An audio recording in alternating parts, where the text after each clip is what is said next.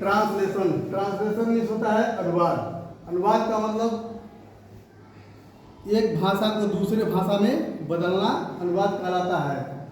जैसे हिंदी को अंग्रेजी में बदलना, या अंग्रेजी को हिंदी में बदलना, या संस्कृत को हिंदी में बदलना, या हिंदी को उर्दू में बदलना, यह अनुवाद कहलाता है। अनुवाद करने के लिए हम लोगों को टेंस के बारे में पढ़ना होता है। टेंस मतलब होता है काल। काल का मतलब समय, यानी कि समय को 3 भागों में बांटा गया है। जैसे जो चल रहा है वो वर्तमान काल है, और जो बीत गया वो भूतकाल है, और जो आएगा वो भविष्य काल है। तो प्रेजेंट टेंस को हम वर्तमान काल कहते हैं, पास्ट टेंस को भूतकाल कहते हैं, और फ्यूचर टेंस को भविष्य काल कहते हैं। प्रेजेंट टेंस के वाक्य में अंत में है, हूँ, हो आता है। पास्ट टेंस में था, थी, थे, या, ई, ये आता है। और फ्यूचर टेंस में वाक्यों के अंत में गा, गी, ये आता है। प्रेजेंट टेंस वर्तमान काल। वर्तमान काल को 4 भागों में बांटा गया है। इसमें पहला है प्रेजेंट इंडेफिनिट टेंस, दूसरा है प्रेजेंट कंटीन्यूअस टेंस, तीसरा है प्रेजेंट परफेक्ट टेंस, चौथा है present perfect continuous tense. Present indefinite tense, इसमें कार्य कब से शुरू है कब खत्म होता है, यानी कि इसमें कोई टाइम और डेट निर्धारित नहीं होता है, अनिश्चित होता है, जिसे हम प्रेजेंट इंडेफिनिट टेंस कहते हैं। प्रेजेंट कंटीन्यूअस टेंस यह अपूर्ण रहता है, यानी कि इसमें कार्य अभी जारी रहता है, न कार्य खत्म हुआ रहता है और न ही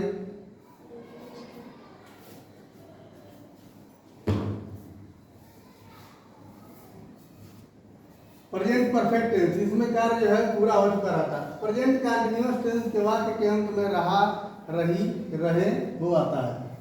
प्रेजेंट परफेक्ट टेंस, इसमें कार्य जो है पूरा हो गया होता है। इस प्रकार के वाक्यों के अंत में चुका है, चुकी है, चुके हैं, या है, ई है, ए है आता है। प्रेजेंट परफेक्ट कंटीन्यूअस टेंस, इसे हम पूर्ण अपूर्ण काल कहते हैं। इसमें जो है कुछ कार्य हो चुके रहते हैं और कुछ कार्य बाकी रहते हैं। इस प्रकार के वाक्य जैसे मेरे पहुंचने से पहले ट्रेन छूट चुकी थी।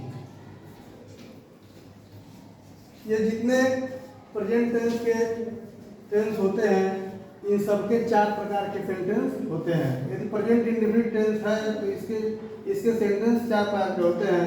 पहला है अफर्मेटिव सेंटेंस, साधारण वाक्य। इस प्रकार के वाक्यों में नहीं अथवा क्यों शब्द नहीं आते हैं। दूसरा है निगेटिव सेंटेंस। निगेटिव सेंटेंस में, जिसे हम निषेधात्मक वाक्य कहते हैं, इसमें नहीं का प्रयोग हुआ रहता है। इंट्रोगेटिव सेंटेंस, इसमें इस प्रकार के वाक्यों में प्रश्नवाचक शब्द रहता है, जैसे कब और क्यों, कैसे, क्या इत्यादि आता है।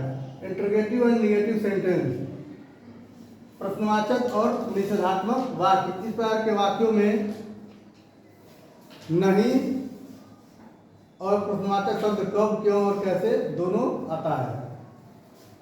इन सब के बाद हम प्रारंभ करेंगे सबसे पहले प्रेजेंट टेंस के प्रेजेंट इंडेफिनिट टेंस का अफर्मेटिव सेंटेंस।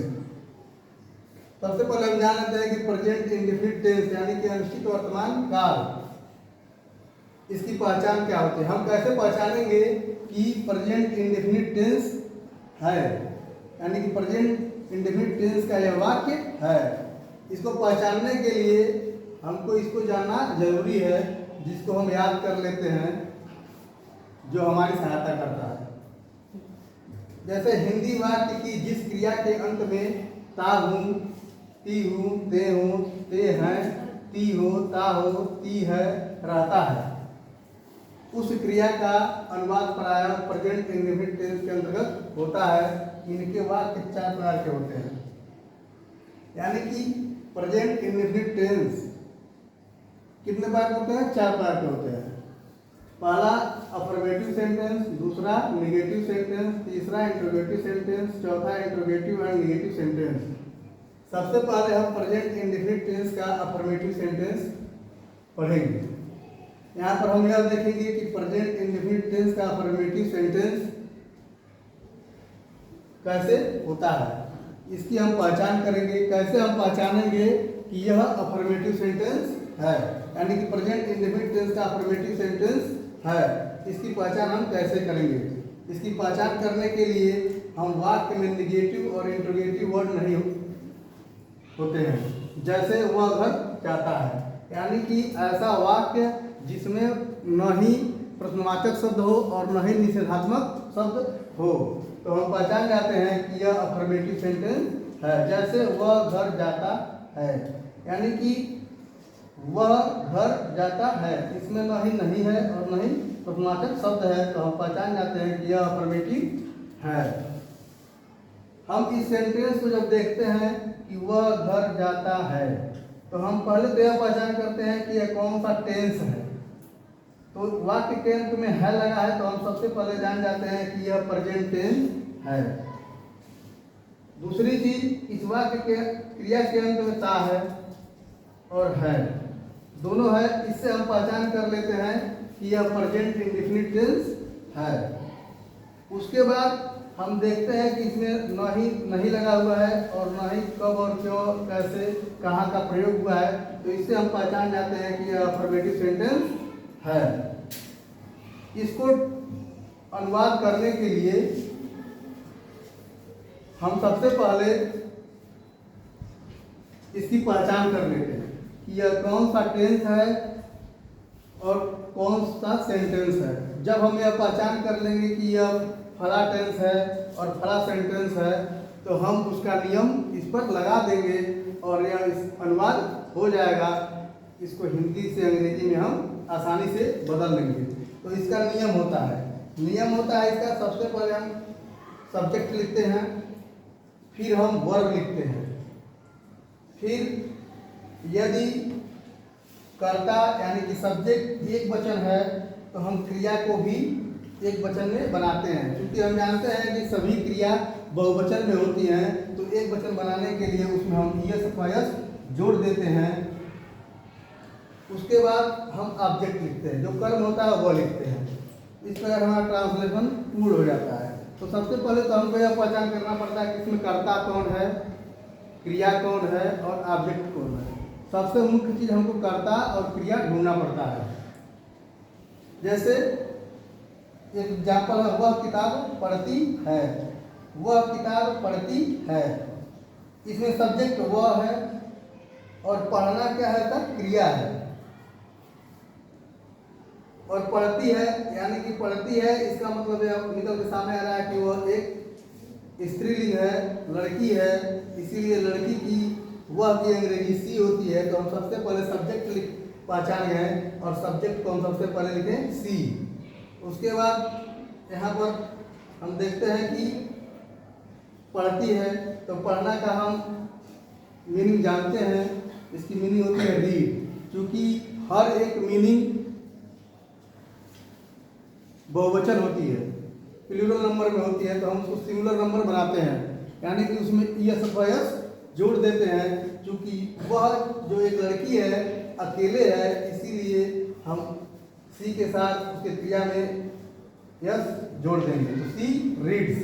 उसके बाद ऑब्जेक्ट हमारा बनता है, क्या पढ़ती है, वो किताब पढ़ती है, तो हम फिर किताब की इस पर मीनिंग लिख देते हैं, यानी सी रीड्स बुक। दूसरा देखते हैं, किसान खेत जोतता है। किसान इसमें करता है क्योंकि वही खेत को जोतता है, उसका काम है जोतना, इसलिए जोतना जो है एक क्रिया हो गई और जहाँ कार्य करता है वो खेत है, इसीलिए खेत क्या हो गया, ऑब्जेक्ट हो गया। क्योंकि किसान एक है, इसीलिए हम इसके लिए सिंगुलर नंबर क्रिया का प्रयोग करेंगे। और जोतना की स्पेलिंग होती है प्लाऊ, इसीलिए हम प्लाऊ में यस अथवा यस जोड़ देंगे। तो यहाँ पर हम यस जोड़ देते हैं। तो सबसे पहले हम सब्जेक्ट लिखेंगे फार्मर, उसके बाद हम प्लाऊ द फील्ड, इसका हो जाएगा ट्रांसलेशन, किसान खेत जोतता है, इसका हो जाएगा फार्मर प्लाऊ द फील्ड। फिर आते हैं, जैसे एक वाक्य दिया है, तुम पानी पीते हो, तो चूँकि हम पहचान कर लिए हैं कि यह प्रेजेंट इंडेफिनिट टेंस का अफर्मेटिव सेंटेंस है, तो हम उसी का नियम लगाएंगे। तुम पानी पीते हो, इसमें सब्जेक्ट जो है तुम है, पानी कर्म है और पीना जो है उसकी क्रिया है। तो सबसे पहले हम सब्जेक्ट लिखेंगे यू, उसके बाद हम पीने की अंग्रेजी लिखेंगे ड्रिंक। चूँकि यू बहुवचन है, प्लूरल नंबर है, इसीलिए हम क्रिया में यस अथवा यस नहीं जोड़ेंगे, डायरेक्ट हम ड्रिंक लिख देंगे। और क्या पीता है, सीधे हम ऑब्जेक्ट वाटर लिख देंगे। इस प्रकार इसका ट्रांसलेशन हो जाएगा। जैसे आगे मैं लिखता हूँ, आई राइट। आई मतलब मैं, यह करता हो गया, और लिखना क्या होता है राइट। चूँकि आई बहुवचन है, प्लूरल नंबर है, इसीलिए जो है हम सीधे क्रिया के फर्स्ट फॉर्म को लिख देते हैं। इस प्रकार से हम देखते हैं कि प्रेजेंट इंडेफिनिट टेंस का अफर्मेटिव सेंटेंस की पहचान और उसके अनुवाद करने के नियम के बारे में हम लोग जान जाते हैं। इसमें सबसे मुख्य चीज़ होती है कि हम कर्ता को कैसे पहचाने और क्रिया को कैसे पहचाने। यदि हम कर्ता को पहचान गए और क्रिया को पहचान गए तो हम ट्रांसलेट आसानी से कर लेंगे। अगला वीडियो आप लोगों को नेक्स्ट वीडियो में मिलेगा, जिसमें हम आपको बताएंगे कि प्रेजेंट इंडेफिनिट टेंस का negative, interrogative and negative sentence कैसे बनाया जाए।